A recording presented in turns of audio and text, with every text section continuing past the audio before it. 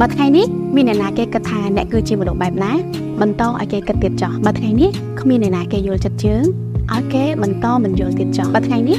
មានអ្នកណាគេនិយាយដើមយើងបន្តឲ្យគេនិយាយទៀតចោះពីព្រោះការយកឃើញរបស់ពួកគេមិនមែនជាបញ្ហារបស់យើងនោះទេប៉ុន្តែអ្វីដែលយើងត្រូវយកជាគោលការណ៍គឺការធ្វើជាមនុស្សល្អ